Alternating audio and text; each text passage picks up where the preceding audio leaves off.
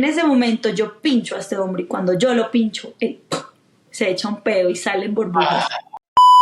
Hablamos que vimos, el columpio se movía y vimos a como la imagen de una personita pequeña de blanco columpiándose allí. No. Y pues ese frío de Ubaté que era un poco harto tener que aguantar al profesor decir, ay, como ahora tienen preturno. Ay, como es que a mí sí me tocó, ¿sabes? Entonces...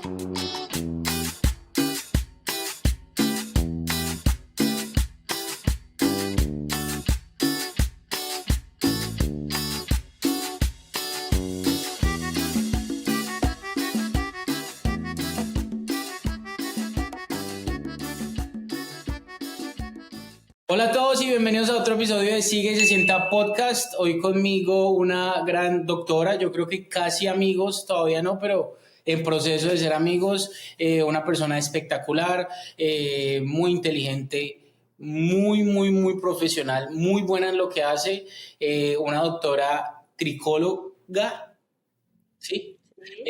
Y sobre todo un excelente ser humano, que es lo más importante. Por favor, denle la bienvenida a Melissa Castillo. Melissa, bienvenida. Mil gracias, Sebastián, por invitarme. Meli, me siento muy contento. Les voy a dar un pequeño contexto. Yo conozco a Meli ya hace un año, ¿cierto? Más o menos. Ya va a ser un año casi. Sí, ya va. Ah, no, sí, 8 meses. Bueno, yo conozco a Meli. ¿Por qué? Porque yo hace muchos años, hace más o menos 8 años, yo empecé a perder pelo. Yo estaba con esa curiosidad, bla, bla, bla. Me hice de todo, o sea, minoxidil, me hice las inyecciones, pero realmente, sí, el minoxidil como que ayudó un poquito, pero no me gustaba cómo el pelo se ponía, porque se ponía un poco grueso, pero se sentía seco. Era lo que me pasaba a mí particularmente. Nunca me tomé ninguna pastillas, pero sí muchas veces me inyectaron, pero realmente no me funcionó. Entonces llegué y dije, ¿por qué no? Me voy a hacer el procedimiento. Alejandra me dijo, hágale de una. Ella fue la que por sí me consiguió 2 citas. Fui a Colombia a conocer a estas 2 personas. Conocí a Meli y no hice la segunda cita. ¿Por qué? Porque fue muy sincera. Me gustó algo que me dijo, hey, nosotros no hacemos, yo no trabajo más de 5 horas porque después de 5 horas el pelo se muere. Me corrige si estoy diciendo algo mal. Está perfecto. Y eso me pareció algo muy bueno, porque muchas veces uno piensa, y más cuando uno vive en otro país, uno cree que lo más rápido posible y lo más es mejor. Ella me dijo, no, si quieres hacerte todo lo que te quieres hacer, te tienes que quedar más o menos una semana, bla, bla, bla. Y tuvimos una muy buena conexión, entonces yo dije, no, ya esta es mi doctora, y este más o menos es el resultado. Prometo postear una foto del antes y después. Eh, pero yo tengo una mejor de las que me tomaste la vez pasada y te la voy a enviar también. Súper. Mejor. El hecho es que hoy está con nosotros y tienen historias muy buenas. Y para terminar este contexto, cuando yo llegué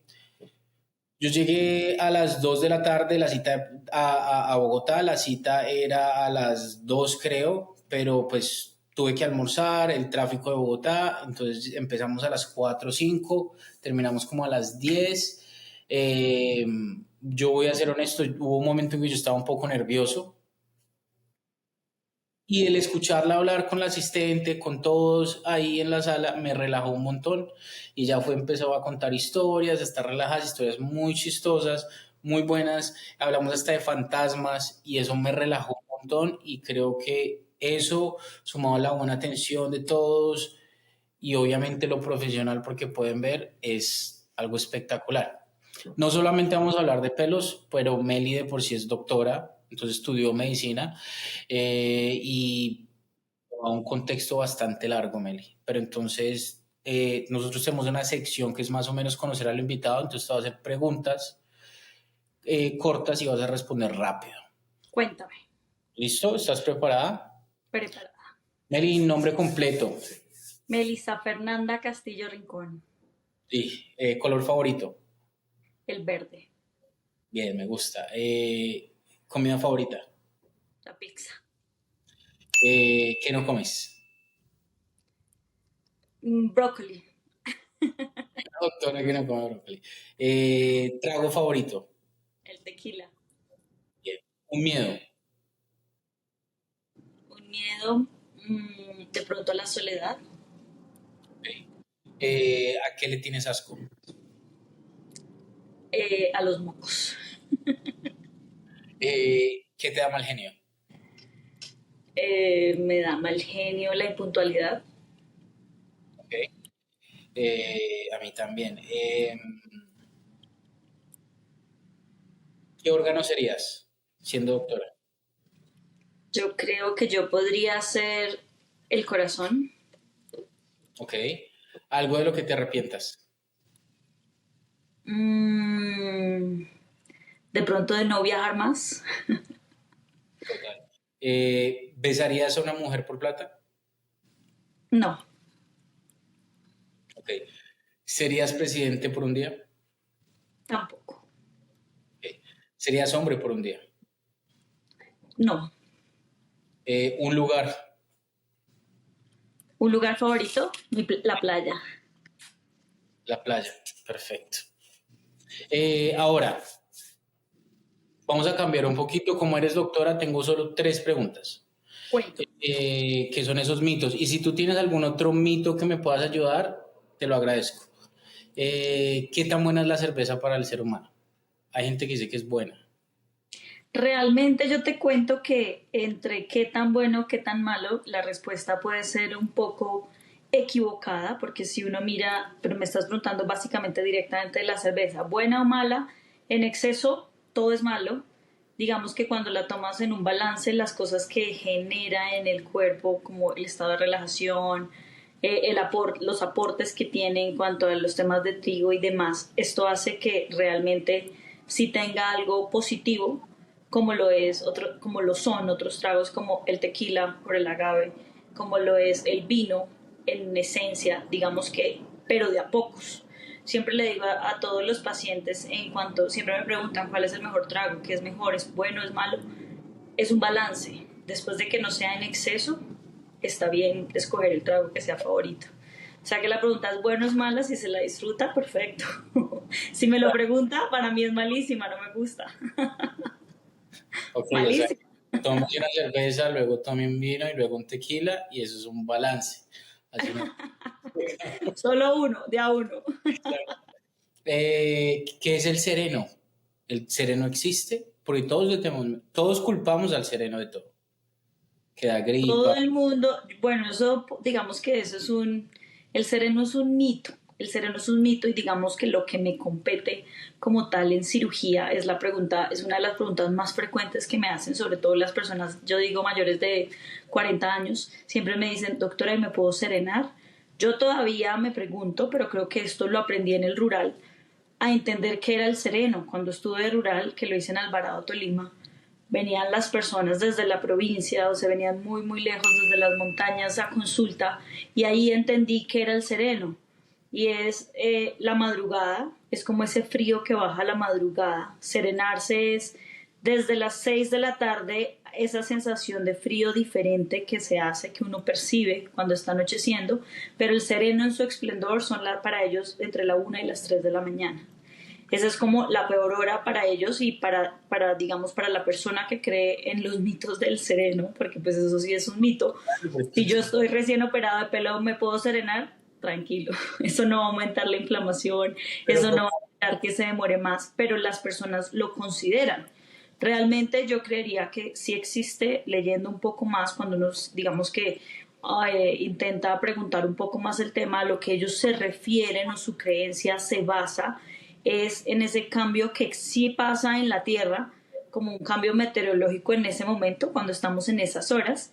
Entonces, no sé, los que creen en la luna y los que creen en los astros y todo esto, sí ocurre en esas horas de la noche un fenómeno que hace que, eh, como tal, digamos a nivel vascular, los tejidos en ese momento sí pueden generar un poco más de, digamos que estar en un estado de reposo. Entonces, cuando tú estás en ese estado de reposo y lo sometes a un estrés como puede ser el frío de la madrugada, hay un efecto secundario. O sea que mirándole, buscándole uno la ciencia a esta creencia, realmente tiene algo de sentido, pero como tal que te llegue a afectar de manera tenaz en una cirugía, que mucha gente dice es que cuando me serené y estaba inflamado me quedé así. Eso no pasa. Pues es que Eso uno se toma dos botellas de aguardiente y dice, no, fue el sereno el que le cayó mal. ¿Cierto? exacto, la gente Sí, dice, salí a la madrugada, pero me pateó el sereno. me Cuando partió salí el del sereno, exacto. me pateó el sereno. Total, pero realmente, digamos, a lo que yo escuché de las personas que realmente son del campo, porque esto es algo muy del campo, el tema del sereno y de los abuelos y de la gente más adulta. Yo creo que ahora nosotros, las personas que estamos por debajo de los 40, no utilizamos esta frase tanto como las personas más adultas o las personas del campo, uno no lo escucha. Por lo menos una hora pone una persona de 20 años y se totean de la risa donde uno les hable del sereno. Alguna Porque vez esa creencia se ha ido perdiendo. Yo alguna vez escuché que para un orzuelo, creo que es un orzuelo, dejaban un cuchillo en el sereno y se lo ponían aquí en el orzuelo y eso se los quitaba. Claro, y digamos que pones un cuchillo en el sereno y coges los huevos de la gallina justo a la madrugada y te los colocas allí. Yo que creo que realmente es esto de estar tan frío que es el efecto de pronto de eso, que es como si sacaras algo de la nevera. Total. Puede ser, no, o sea, realmente respeto porque si las personas que creen, cuando uno cree que eso es así, pues lo ve de esa manera y lo vive de esa manera. Entonces También respeto creo esa eso. creencia. Sí, tu cuerpo cambia y te funciona, o sea, Es total, total, total. Es como todo el tema de medicinal. O sea, si a mí me pregunta un paciente, doctora, si me pongo agua de caléndula me va a funcionar, hágalo. Porque si usted le cree, el agua de caléndula sí es medicinal, sí tiene efectos antiinflamatorios, pero si usted le cree, eso va a ser mejor que ya un funciona. antiinflamatorio tomado. Total. Última pregunta. ¿Crees en los fantasmas? Sí, pues digamos que sí, hagamos la respuesta concreta. Sí, creo en los fantasmas porque sí me da angustia y sí me genera miedo. A esas cosas le tengo miedo. Miedo y sobre todo porque siento que las energías existen. Entonces, digamos que el fantasma para mí es esa energía que se queda, no sé, de las personas. ¿Alguna vez te tocó? Pues dicen que hay muchos fantasmas en los hospitales. ¿Alguna vez te tocó? La verdad, alguna vez, uy, sí, terrible en el hospital de Ubaté. Yo hice mi internado en el hospital de Ubaté y el hospital de Ubaté tiene una zona que digamos que está completamente remodelada. En esa época estaba remodelada, solo me tocaba la parte remodelada, pero por unas ventanas nos tocaba pasar en las noches 3 4 de la mañana hacia la habitación donde podíamos tomar una hora de descanso y por toda la ventana veíamos ahí la zona del parque digamos el antiguo parque de niños de la zona infantil del hospital y uno pasaba sin mirar esas ventanas porque uno decía en qué momento ve algo. Algún día no iba sola porque si no yo creo que me infarto en ese momento. Iba con una amiga y pues las dos estábamos ya sugestionadas por todo lo que se escuchaba en el hospital, que cuidado, que esto.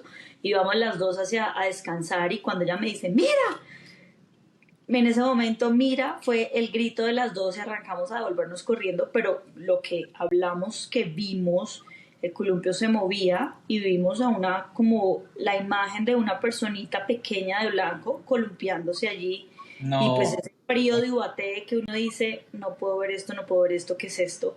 no. Sí, obviamente ya no queríamos descansar, nos regresamos a urgencias a trabajar toda la noche porque nadie quería pasar al cuarto de descanso si fuera por 30 minutos pestañear. No, no, en ese momento ya queríamos era quedarnos trabajando, entonces yo pienso que esa energía sí se mantiene, sobre todo en estos lugares uno sí siente muchas cosas, ¿sabes? Uno sí tiene muchas sensaciones diferentes en los hospitales cuando son así de antiguos. Total, total. Bueno, qué miedo. No, no, no sería capaz. No sería capaz. ¿Cómo empezaste? ¿Cómo tomaste la determinación? ¿Cómo empezó todo de ser, escoger la carrera de ser doctora?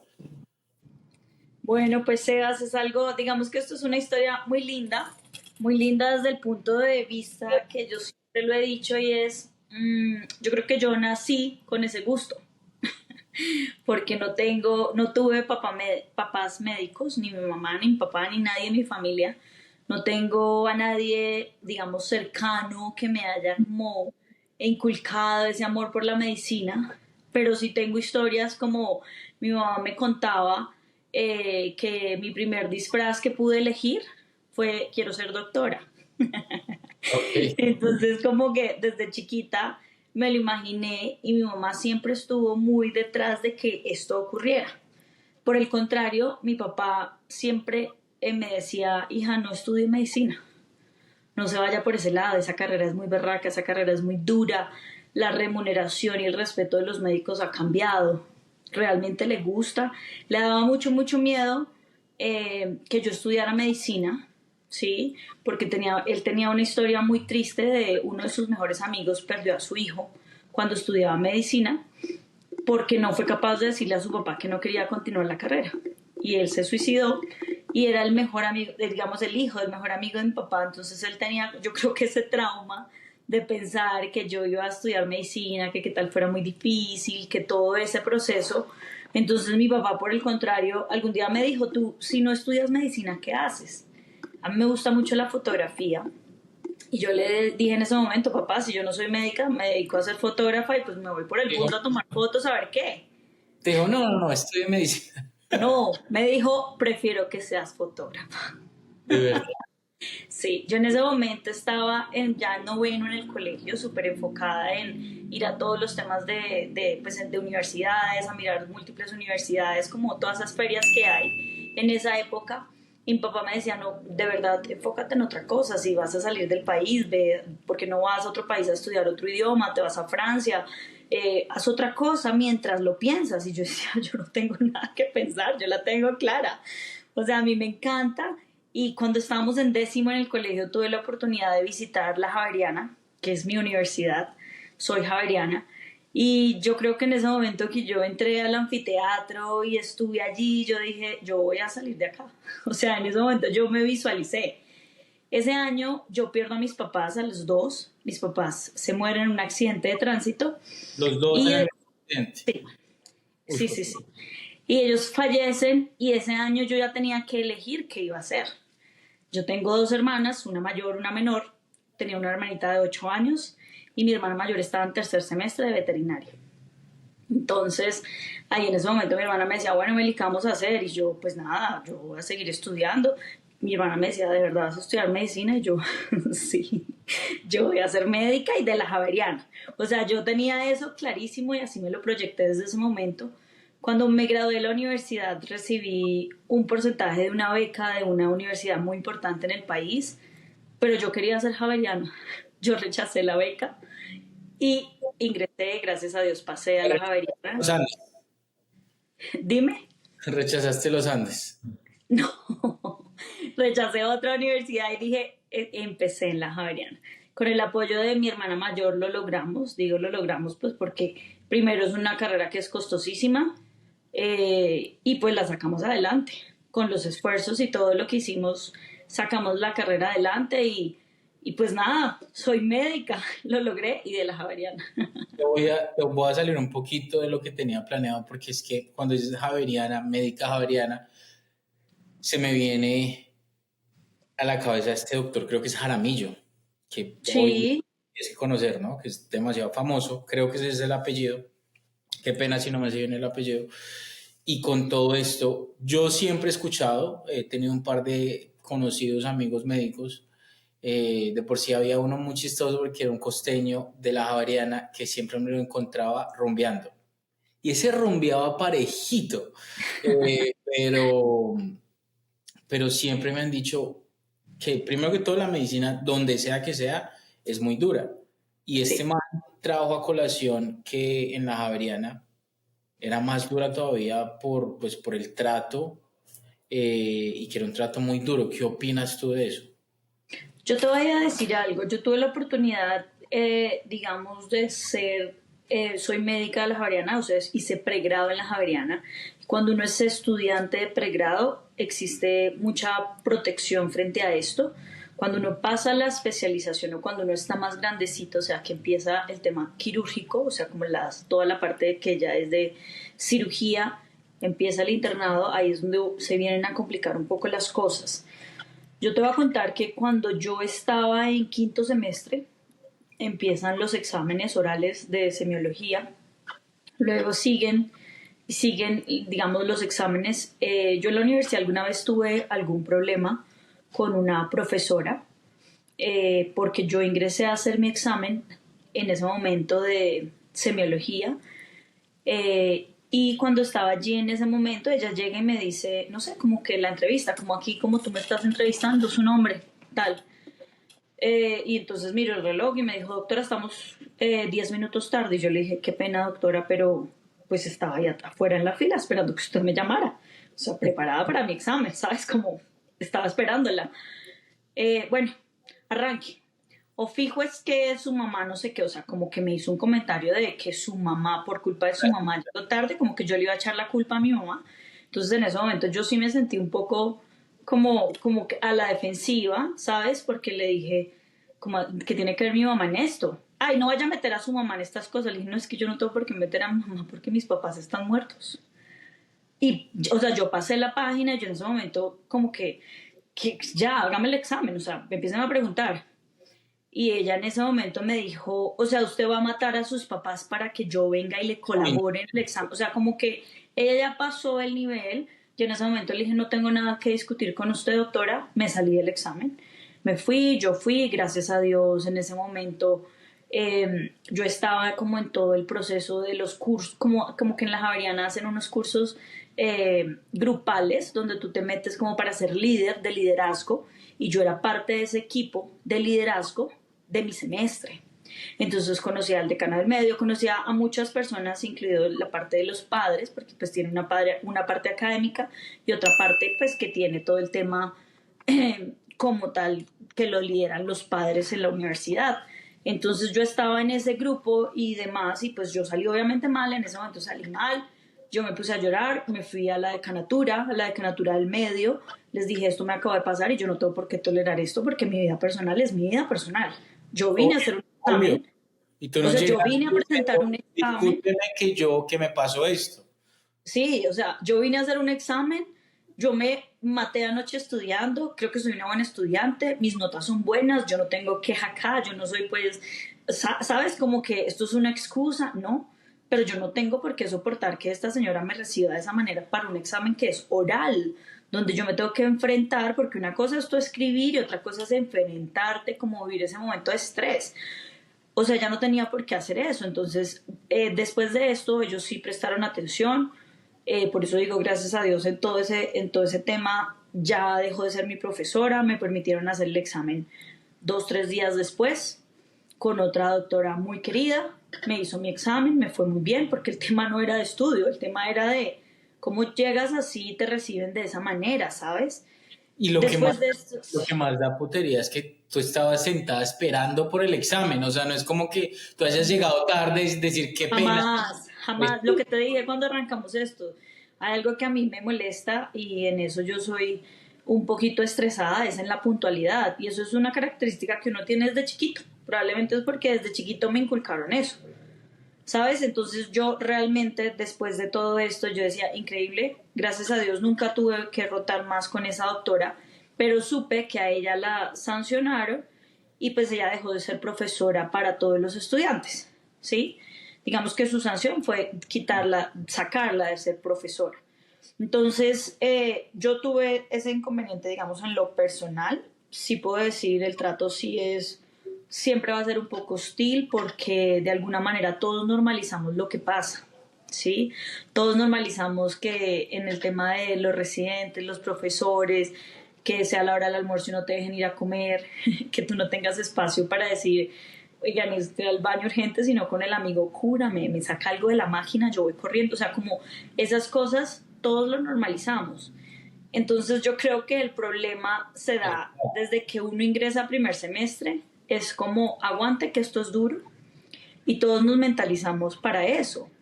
Si tú me preguntas a mí, eso es un defecto que podemos tener todos los médicos, que todos estamos acostumbrados a darnos látigo. Me tocó decir que sí, me tocó aceptar, me tocó agachar la cabeza, me tocó decirle al doctor que sí. Le toca venir, sí, claro, doctor, yo vengo. Le toca hacer, sí, claro. Jamás uno se atreve, ¿por qué? Porque desde chiquitos, desde el primer semestre, nos educaron de esa manera y nos enseñaron que eso era normal.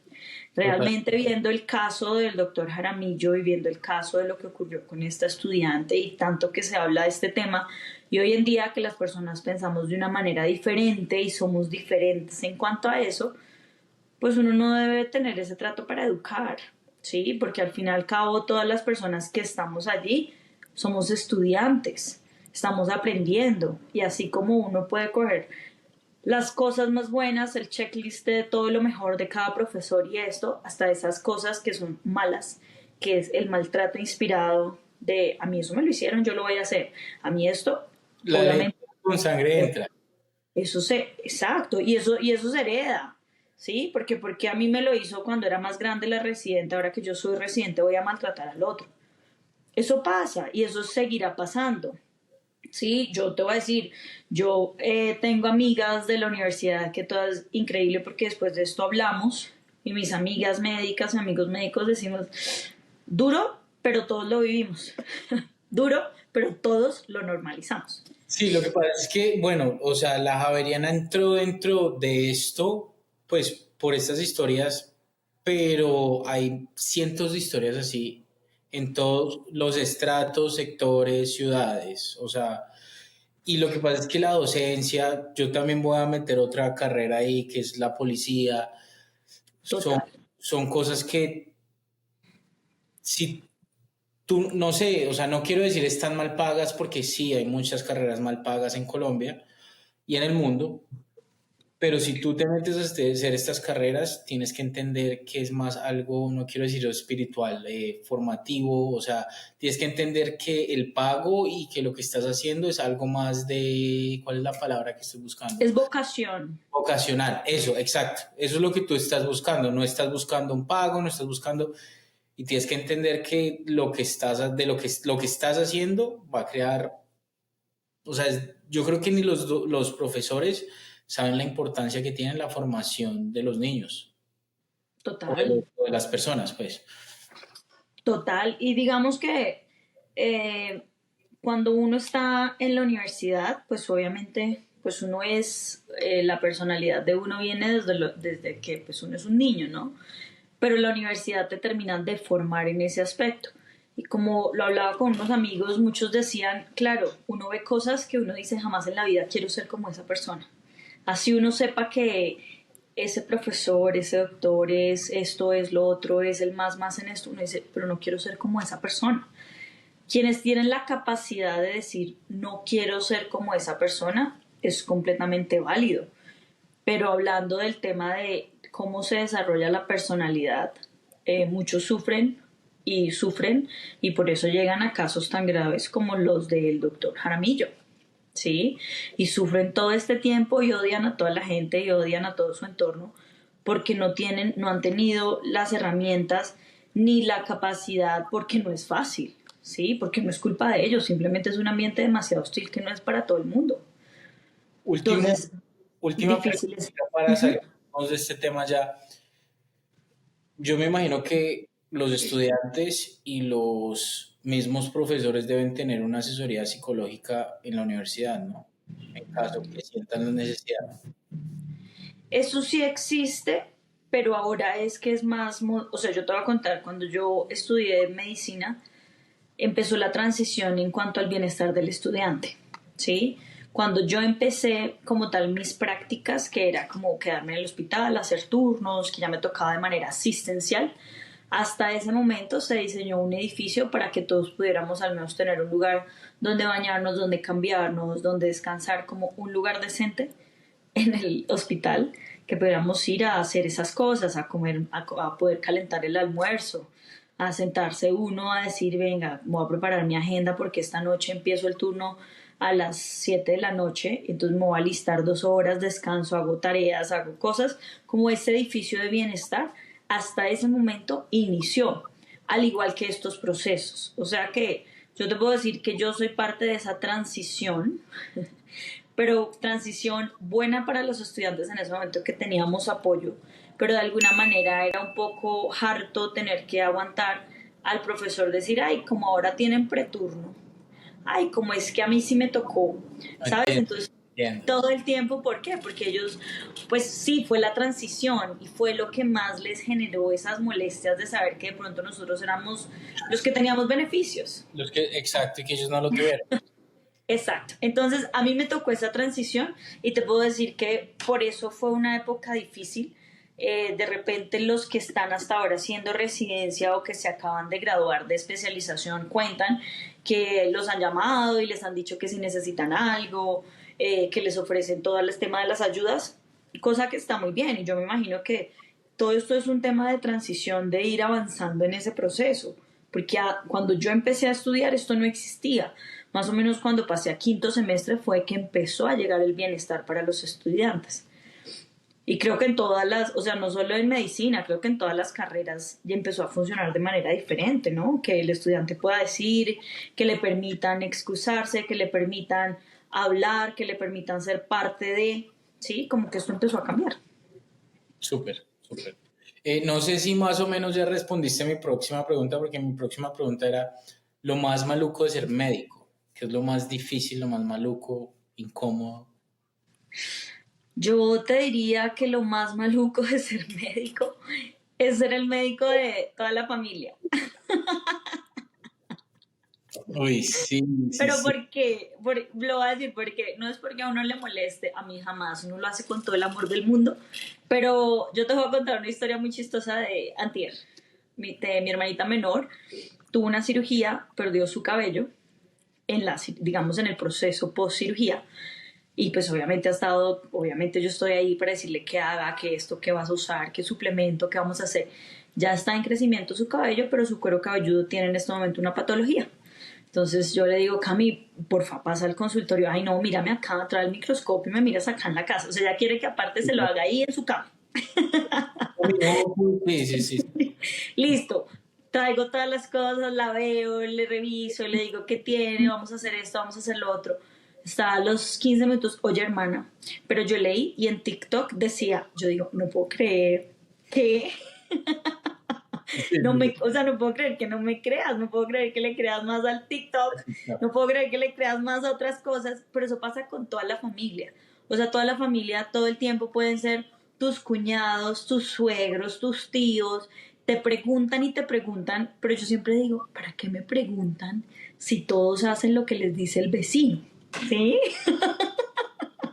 Entonces, para mí, eso es lo más maluco. Porque luego me tengo que quedar, para uno tener una buena relación familiar, yo pienso, uno no debe opinar de sus tratamientos médicos ni de política. No, ni ahí no hablemos de política en estos momentos. Eh, Algo curioso que te haya pasado en las prácticas, por ejemplo. No sé, alguna historia, algo. Bueno, hay una historia muy buena que me ocurrió cuando era interna. Una historia muy chistosa, o sea, de verdad, son de esas historias que yo todavía me acuerdo y todavía me río exactamente igual porque la recuerdo como si fuera ayer. Y fue alguna vez que estaba en urgencias. Bueno, a mí siempre mi vocación fue quirúrgica. Siempre me encantaba todo, que me llegaran pues todos los pacientes con heridas, con cosas para suturar.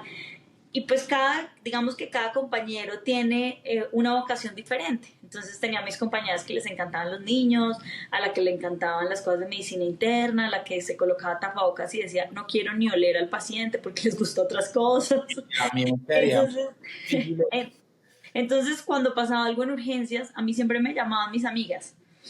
En urgencias me decían, Meli, ven que hay que suturar a alguien. Y yo me iba corriendo porque me encantaba. O sea, siempre yo me buscaba suturar lo que fuera.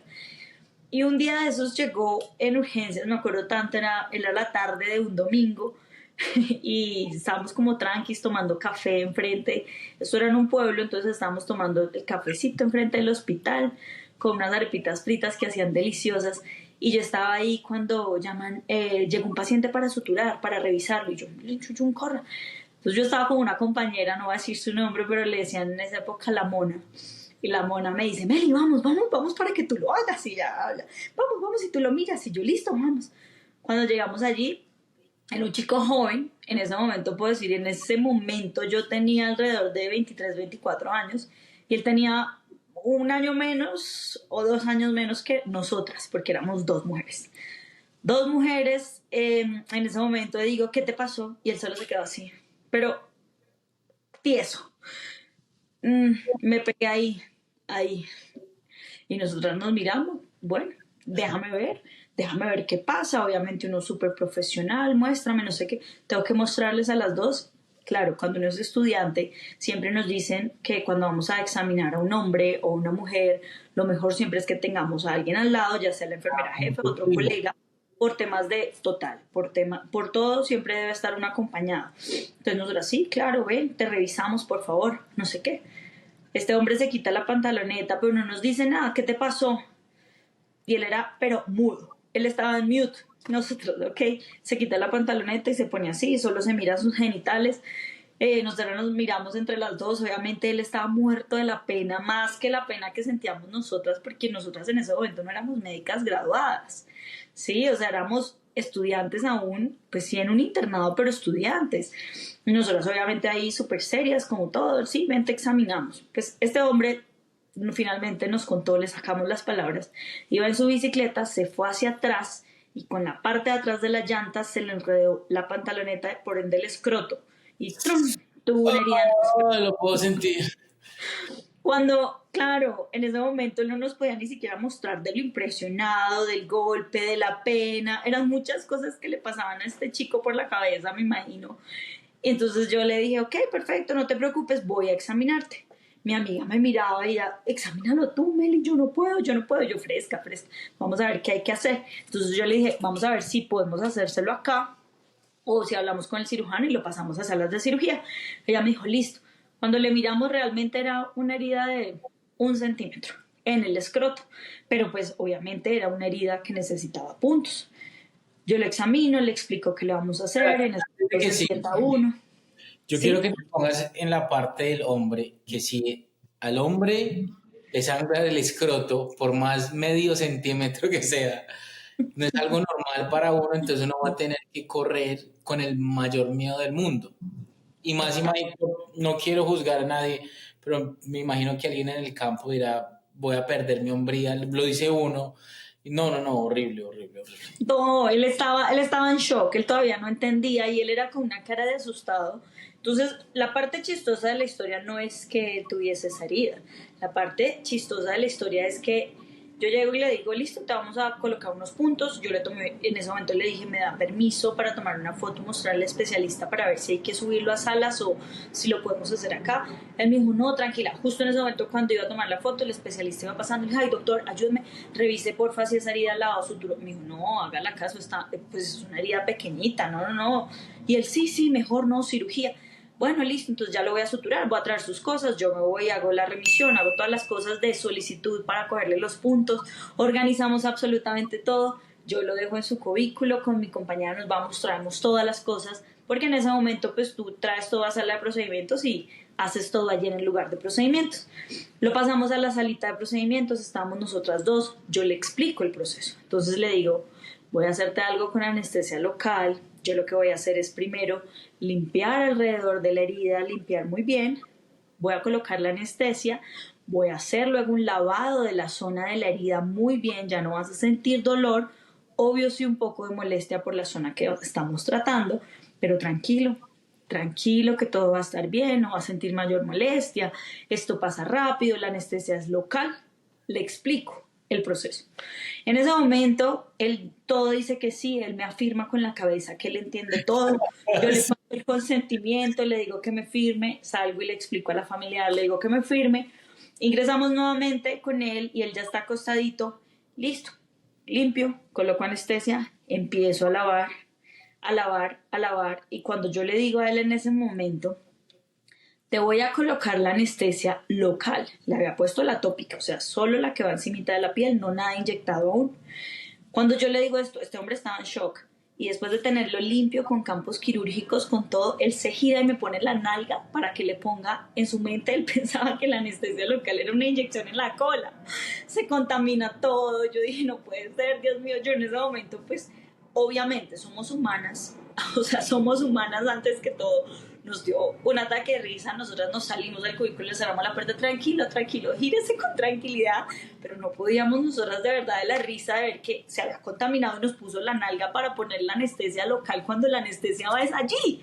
Y nosotras, ok, yo otra vez entré, pues ya con lo que había pasado teníamos risa con mi compañera, entonces yo le dije, tranquilo, mire, le vuelvo a explicar el proceso. Él, sí, doctora, tranquila, doctora, listo, doctora. Entonces te quedas quieto, por favor, no te gires, te contaminaste, me tocó volverte a limpiar. Ok, doctora, obviamente entiendo que para él como hombre que yo estuviese trabajando en esa zona, pues era horrible, era lo más horrible que a él le podía pasar, pobrecito. Otra vez limpio, lo preparo, le digo quédese quieto porque el pinchazo lo va a sentir ahí directo. Sí, doctora, él solo me decía, sí, doctora, el pinchazo lo va a sentir ahí directo, pues le pongo mucho jaboncito, el jaboncito que nosotros utilizamos se llama clorexidina y esto es un jabón muy denso, o sea, de una viscosidad, es muy, muy denso. Yo le coloco bastante por segunda vez, entonces el jabón, pues obviamente, para ser muy explícita, se fue por los genitales, probablemente por ahí hasta su zona anal, o sea, toda la zona perianal tenía jaboncito regado. Yo no le iba a tocar allá, pero como que se fue. En ese momento yo pincho a este hombre y cuando yo lo pincho, él se echa un pedo y salen burbujas. Miren, la risa, o sea, de verdad, yo me acuerdo de este episodio y ese señor era rojo, rojo, él decía, perdón, perdón. Claro, él no estaba preparado para el pinchazo mentalmente, como que todavía no entendía qué era lo que yo le iba a hacer. Obviamente con mi compañero nos tuvimos que salir y totearnos de la risa, pero decíamos, pobre hombre. O sea, en ese momento yo le dije, ¿usted quiere que lo llevemos? No, hágamelo, doctora, no me dolió tanto, solo que no sabía qué era. Él todavía no entendía qué era lo que le iba a hacer, a pesar de haberle explicado, pero nosotras entendíamos que era, en ese momento decíamos, no, pues muertas de la risa, decíamos, pero ¿qué pasa? Él también ya finalmente se rió y se relajó, porque todo esto que ocurrió, pues le ocurrió secundario al estrés que él tenía, por lo que tú dices, por tocarle esa zona, por estarle nosotras lavando el escroto, limpiándole toda la zona genital, dos mujeres jóvenes como él, o sea, él estaba súper intimidado. Sí, a pesar de que nosotras estuviéramos ahí actuando de la manera correcta, con todas las cosas correctas, le explicáramos todo, pues son cosas, o sea, esto es un episodio realmente que uno dice terrible, o sea, terrible, chistosísimo, o sea, yo te puedo decir, a mí, No, esta historia no me da pena contarla, es porque digo, somos humanos, yo también casi me muero de la risa. Obviamente con mi amiga jamás vamos a olvidar esta historia y si estamos juntas y la contamos, pero nos toteamos de la risa. yo creo que él tampoco lo va a olvidar, pero yo creo que también tenemos que nuestra cultura, y no estoy diciendo en ser desagradables, eh, como que hacer los pedos un poco más normales, ¿no? Todos nos tiramos. No estoy Bueno, sí, pero no diciendo, era el momento. no estoy diciendo que ahora, porque hay personas que son muy relajadas para pedirse en todo lado, pero pues si se le salió, güey, pucha, qué Ay, pobrecito. No, y pues jamás nos imaginamos que eso iba a salir así con burbuja y todo por lo que habíamos lavado dos veces. O sea, es que la risa era esa, que todo fue tan gracioso porque nosotras ahí pegaditas a esto y esto sale así ¡puf! Como que estalló. No. O sea, de verdad que es una creo que la experiencia para burbuja nunca hace olvidar. que todo sea peor, sí. La burbuja hace que todo sea un poco peor. Real. Para nunca olvidar, la verdad. Gracias, Mele, por compartir la historia. Realmente tenía muchas ganas. Esta historia yo la escuché mientras me estaban poniendo anestesia y me estaban poniendo pelos en la cabeza. Eh, eh, algo, algo extraño que te haya pasado, aparte de esto. Extraño, ¿cómo a qué te refieres como extraño? O cosas que hayas aprendido, o sea, no, espérate, hice mal la pregunta. Cosas extrañas que tú digas, es que no sé cómo formular la pregunta. cosas que antes para ti eran extrañas y que al haber sido médica se hayan vuelto normales y que las puedas utilizar en el día a día, o cosas que se hayan vuelto normales, ¿sí me entiendes? Yo te voy a decir que siendo médica, algo que yo puedo decir que pueda normalizar, pero que no es fácil, pero que me ha llevado a tener herramientas de entender un poco más allá, es la muerte. Sí, como que en todo este camino he aprendido un poco, pues, que la vida es una, ¿sí? Y que todos tenemos una fecha. Y realmente acercarme a esto por el tema de las enfermedades, desde ese momento como que estamos de este lado donde vemos al paciente con dolor, vemos pacientes de todas las edades que sufren, porque uno creería hablar de la muerte es difícil porque uno cree que todo el mundo va a llegar a viejo y se va a morir de cualquier cosa de viejo, hablándolo coloquialmente, ¿sí me entiendes? Hablándolo acá como si fuéramos amigos y no estuvieras hablando con una médica. Todos creemos que todos llegamos a viejos y morimos de viejos, ¿sí? Cuando uno se da cuenta de que la muerte lo puede tomar desde cualquier edad. O sea, yo he visto niños muy enfermos a punto de morir, he visto niños con accidentes muy graves, he visto gente que uno dice, pucha, pero está llena de vida, ¿por qué se va a ir?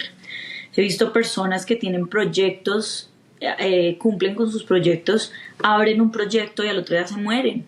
¿Sabes? Como ver todas esas cosas, y hasta el anciano que aún está soñando y está pidiéndole a Dios allá en una camilla, Diosito, ayúdame, sácame de esta, no me dejes morir. Entonces, yo te digo que tener uno esa cercanía y vivirlo ahí lo hace entender un poco que nadie tiene nada asegurado, ¿sí? De que hoy estamos acá y el hoy es ahora. El aprovechar, el hoy terminar felices el día, hoy decir gracias Dios porque tenemos esto, acabamos hoy este proyecto, sentirse felices en el hoy. Hay que soñar, claro que sí, todos los días uno tiene que tener una visión de qué voy a hacer, pero no pensar en qué voy a hacer en 10 años, ¿sí? Sino que todas las cosas uno las tenga las herramientas para ejecutarlas y que eso se convierta en el día a día de uno, porque es que no sabemos cuándo nos vamos a ir, Sebas. Cuando yo te voy a decir, y yo creo que yo pienso de esa manera, en este camino he aprendido esto, pero intentando dar una respuesta, digamos, cuando yo perdí a mis papás, los perdí muy joven. Entonces siempre uno dice, pero ¿por qué si la vida es larga eran buenas personas, esto, lo otro? ¿Por qué tan jóvenes? ¿Sí? Y eso nunca nadie se lo va a poder responder a uno. La única respuesta que hay para esto es decir, porque esa es la vida, porque ni tú ni yo sabemos cuándo nos toca. Entonces, como que acercarse a ver el dolor y la muerte desde este lado como médica me ha hecho entender que el día a día que yo viva lo tengo que vivir al máximo, ¿sí? Que ese día no me puedo acostar a dormir brava con nadie. Que real, porque uno no sabe, ¿sí? Porque no sabemos, porque mañana me puede dar un dolor de estómago y tengo un abdomen agudo y entro a cirugía y tengo una complicación en cirugía y me puedo ir. Y soy hoy una persona completamente sana que estuve operando en la mañana, ¿sí? Tú dices, uy, Dios mío, ¿y se fue así? Sí. Eso puede ser una historia de las muchas que uno encuentra, porque simplemente con el hecho de, en este momento, como está el país, que estamos en una situación, digamos que de mucha delincuencia y mucho peligro, puedo salir a un cajero y ahí el que me iba a robar se le salió el tiro, ¿sabes? Entonces yo pienso que algo que yo antes veía raro y ahora no, puede ser un poco la muerte. Siento no esa facilidad de decir se murió, pero como de aceptar que en cualquier momento cualquiera nos puede llegar, de ver tantas cosas. Eso es un tema supremamente muy interesante, y es algo que en uno de los episodios hablé, porque creo que no nos preparan a nuestra cultura, muy poco nos preparan para la muerte, teniendo en cuenta que es algo que nos va a pasar a todos. Y casualmente tú y yo vivimos dos muertes hace muy poco tiempo. La estábamos hablando la vez pasada, y hay muchas curiosidades, hay muchas cosas que uno dice, fue pucha, que de por sí se me olvidó. Si lo quieres contar o si no, yo te iba a decir, ese árbol se debería llamar como tu suegro. Y y se me olvidó escribírtelo. Ese árbol debería tener ese nombre en particular. pero no nos preparan para la muerte. Yo seguiré con esto, diciendo esto, no nos preparan para la muerte porque al final es algo que nos va a pasar a todos. Jamás, jamás. Y de hecho, digamos que ya que estamos aquí como comentando esto en público, yo pienso que lo que hablábamos tú y yo ese día es un tema que uno sí debe conversar, de decir, venga, usted todos los días como uno como persona debe pensar, yo tengo pendientes, venga, yo soluciono estos pendientes, porque esa tranquilidad que le da a uno solucionar esos pendientes no hace que uno esté preparado, porque jamás nadie vaya a estar preparado, pero hace que la tranquilidad de uno esté, y si uno se siente tranquilo, el que está al lado, el familiar, el este, el otro, pues va a sentir eso cuando esa persona falte, ¿sí? ¿Por qué? Porque el problema, diga, yo siempre digo eso, escucha, el problema no fue el que se fue, el problema es el que nos queda acá para solucionar, o sea, los problemas son todos los que quedan acá. Entonces creo que todos como personas, como seres humanos en todo, en el trabajo, en la familia, como intentar darle solución o al menos dejar las cosas como tranquilas, pero eso se trata el día a día, ¿sí? Y Yo entonces, siempre digo, hay personas que les encanta vivir al límite de un problema, de meterse en cosas, de meterse en líos amorosos, de meterse en de todo. Digo, no, uno debe vivir todos los días como intentando antes solucionar esas cosas que le generan ese estrés. Yo por lo menos tú sabes que yo les digo a mis pacientes, fresco, a mí siempre me dicen, doctora, ¿cuál es la garantía que usted me da por la cirugía? Todos me lo preguntan, todos. Y yo siempre les digo, mire, yo salgo de cirugía y yo duermo tranquila. Sí, yo hago las cosas en cirugía para que cuando yo lo tenga que ver a usted y acompañarlo entre el cuarto mes, con tranquilidad, con mi carita, le diga, tranquilo que todo va a estar bien, el pelo va a crecer, no se preocupe, así vamos, es el momento, son los meses. Para que cuando llegue ese mes 7 el paciente ya me quiera porque ya le cumplí con que el pelo le empezó a crecer, con que ya está más parejo, con que, ¿sabes? Como que yo digo eso de verdad y yo por lo menos lo aplico para mi trabajo porque como son procesos largos, pues yo tengo que tener la tranquilidad que ese señor, ese paciente como tú, en 7 meses me diga, Meli, estoy tranquila, me gusta lo que veo, Meli, esto.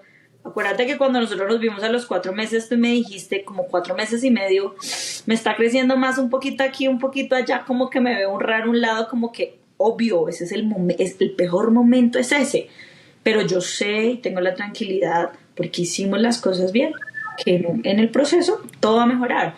Entonces, digamos, yo aplico ese ejemplo para decir de verdad, uno debería dormir, poder dormir, como usar herramientas para que descansemos tranquilos todas las noches. Eso va a hacer que el día que eso nos llegue, nosotros y nuestra familia tengan esa tranquilidad, ¿sí? vale, pero dijiste dos cosas que me gustaron mucho, lo de los pendientes. Uh-huh. Creo, no sé cómo explicarlo, pero creo que hay un momento en la vida que ya te vas a ir. Y esos pendientes que tienes no te dejan ir. Total. Te tienes que ir, porque te tienes que ir. Pero esos pendientes te mantienen atado y uno cree que estar atado acá es bueno y es lo contrario. Tienes que descansar. Tienes que irte a donde te tengas que ir y los pendientes que tienen no te dejan descansar. Mira, Sebas, aquí te voy a contar una historia que vi alguna vez de una señora, 92 años, con una leucemia. Ya estaba pues en un estadio terminal, pero y ella estaba pues supremamente delgada, su condición no era buena, no caminaba, o sea, su calidad de vida era cero. Ella la mantenían en silla de ruedas. Y viéndola en una de esas hospitalizaciones, había un altar, haz de cuenta como un altarcito, entonces por el pasillo ella llegaba ya al altar, como a la gente que es católica, pues les permiten ir hasta allá, o a la misa, o a la iglesia, al pedacito a que hagan sus oraciones. Y yo justo estaba ahí tomando nota de un paciente de unos exámenes, y cuando yo escucho a esta señora, o sea, viéndola en su condición, conocía su patología, pero encomendada a Dios, Dios mío, por favor, ayúdame, ayúdame a sanarme. Yo decía, increíble, increíble ese apego por la vida. O sea, su condición, su estado no caminaba, pero ella quería, y sabes, yo pensaba y yo decía, debe ser que esa señora tiene todavía algo que no la, que como tú dices, es el apego de este mundo que no la deja descansar en paz. ¿sabes? Porque ella ni siquiera podía moverse sola, caminar sola. Y ella seguía pidiéndole a Dios en su fe que se mejorara. Donde todo el mundo estaría pensando, Dios mío, acuérdate de ella para que descanse en paz, ¿sí? Para que esa señora no sufra más porque no se veía ni estaba bien. Pero ella ya ni siquiera comía, tenía una gastrostomía, o sea, ya era todo por sondas. No, Entonces ahí es donde dice uno que, o sea, en esos momentos, créeme que es cuando uno se pregunta, ¿cómo ve ella la vida? ¿Cómo esa señora vivió?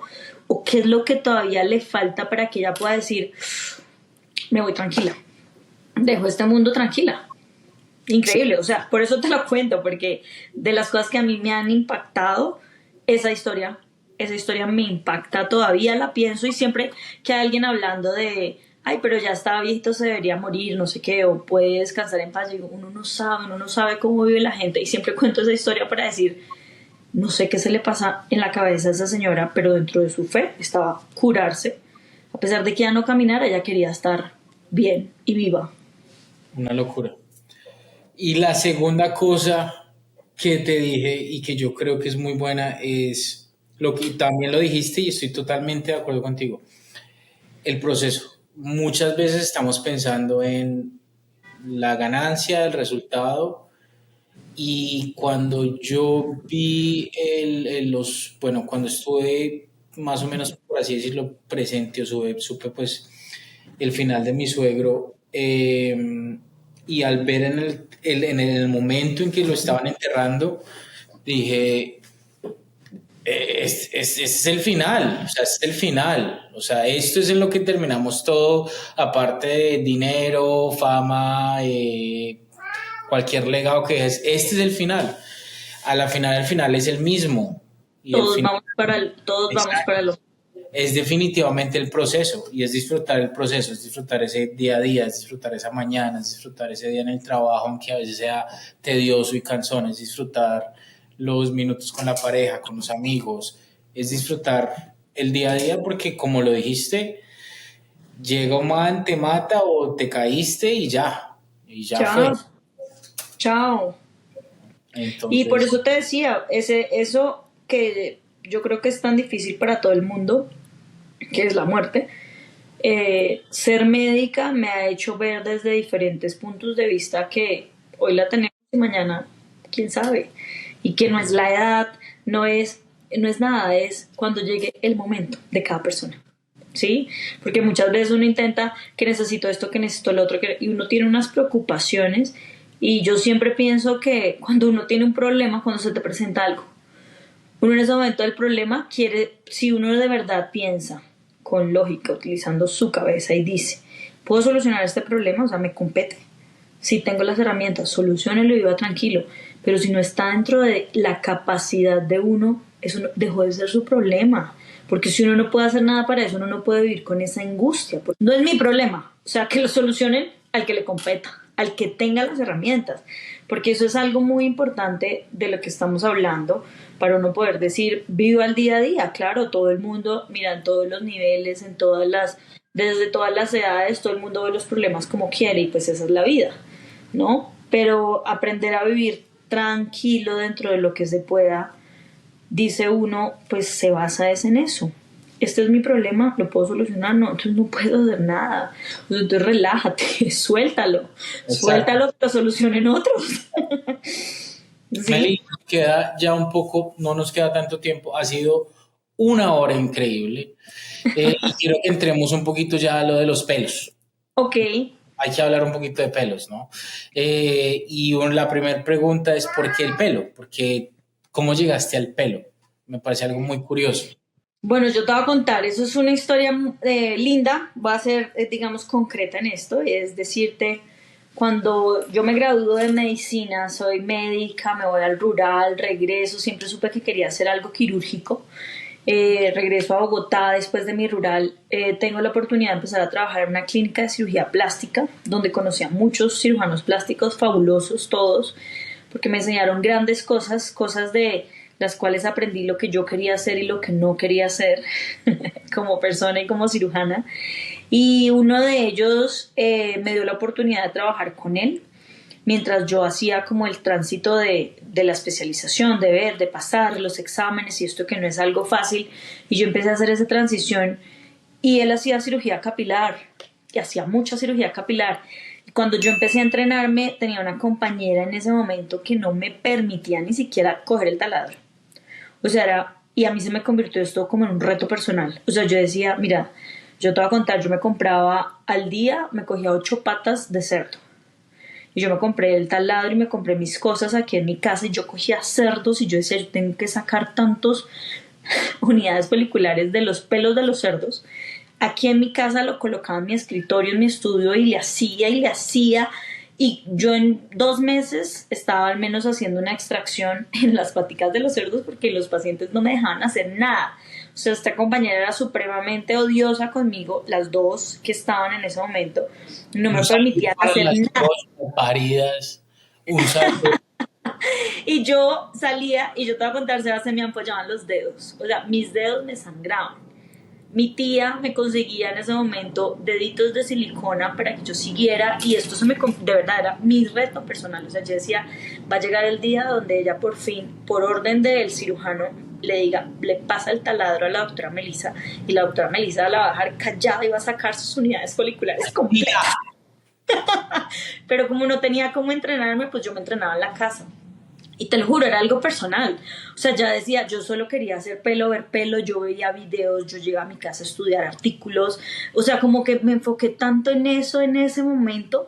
Créeme que fue una obsesión.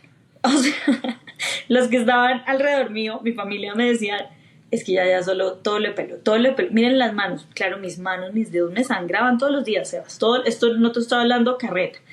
Y cuando llegó ese hermoso momento donde el cirujano le dijo, hoy se sale de cirugía y hoy opera a la doctora Melissa, yo me senté, hice una cirugía hermosa.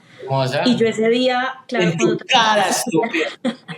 cuando terminé esa cirugía dije, esto es lo máximo. O sea, como que yo decía, y había pasado un tiempo en el que yo había intentado entrar a cirugía plástica y créeme, yo me presentaba, yo pasaba exámenes, yo pasaba entrevista y no se me daban las cosas.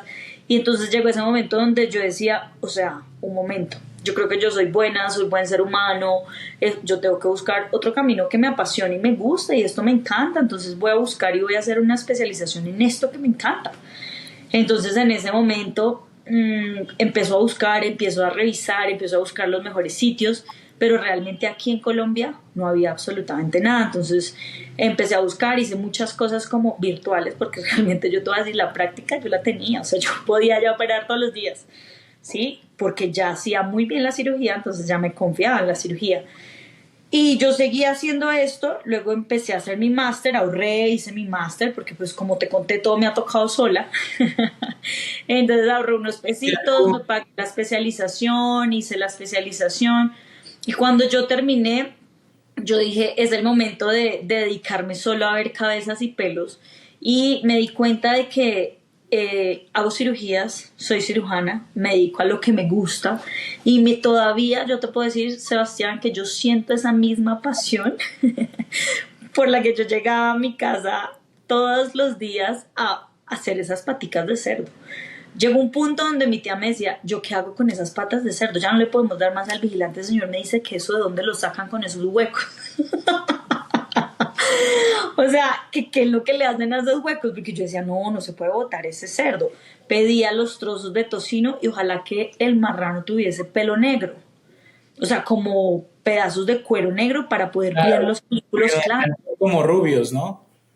Mira, yo estuve en esto, yo no te puedo decir cuántas paticas hice porque no lo recuerdo. Me hubiese gustado tener ese dato. O cuántos trozos de tocino hice. O sea, eso fue demasiado. Tu consultorio paticas de cerdo. Pero, y esto se convirtió en mi adicción y me encanta. O sea, yo me disfruto cada cirugía y tú sabes que yo soy muy buena conversadora y me encanta. Y lo que más me gusta es que todo el tiempo, yo opero todos los días tengo historias nuevas. Los pacientes siempre que están allí nos cuentan unas historias buenísimas. Esto es como todos los días uno entrevistarse con alguien que no conoce, pero la persona se relaja y echamos cuento y la cirugía se pasa súper rica, súper tranquila. Entonces realmente desde ahí surge digamos que esta pasión y me encanta que todavía siento exactamente lo mismo y me encanta operar. Meli, ¿eres una de las mejores cirujanas de pelo en el país? Pues yo te puedo decir, considerarme mejor es decir mejor. Yo no podría decirte si soy o no la mejor, porque no conozco, no me meto a mirar qué hace mi colega, qué hace el otro, pero lo que yo hago lo mejor para mis pacientes. Yo te lo voy a responder, eres una de las mejores. Mil gracias. Eso lo pueden decir mis pacientes. Exacto. Yo tengo la humildad de decir, hago lo mejor por mis pacientes. En eso sí puedo decir, hago lo mejor por mis pacientes. Porque realmente sí, no estoy pendiente de qué hace el otro, cómo lo hacen. Yo hago lo mejor por mis pacientes. Meli, pues muchas gracias, muchas gracias. Antes de despedirnos, no olviden en seguirnos, sigue se sienta, arroba sigue se sienta podcast en YouTube, TikTok e Instagram. Gracias a todos por haber estado aquí. Gracias, Meli. Meli, eh, Dime. gracias. De verdad que te tengo mucho cariño. Te voy a describir con dos palabras que si me conocieras más me entendieras, pero tranquilidad, para mí la tranquilidad, no sabemos el valor de la palabra tranquilidad es de las cosas mejores que te puede pasar en la vida. Si estás tranquilo, estás bien. Y tú eres tranquilidad y eso me alegra mucho, más para una doctora eh, y profesional. Creo que eres una persona supremamente profesional y yo sí sé que eres una de las mejores del país. Así que gracias, gracias por dedicarnos esta hora y media, gracias por sentarte en esta silla y gracias, sigue siendo espectacular. Así que Gracias a ti por la invitación y por confiarme este tiempo. también, otra vez, yo también lo tengo que decir, esta partecita del video lo ponemos en tu red social. Los invito a que vayan al consultorio de la doctora Melissa Castillo, realmente es muy buena como pueden ver. Vamos a postear fotos del antes y el después. Yo me siento supremamente feliz, me siento muy contento y les puedo decir que antes me ponía gorra, no sé, de 10 días me ponía 8 9 días gorra, ahora me pongo un día porque estoy muy feliz con el cambio, así que te lo recomiendo. Gracias, Sebas, por esa recomendación. Y nada, a todos muchas gracias por haber venido, gracias por estar aquí, los quiero, cuídense, gracias Meli. Cuídate. Chao, chao.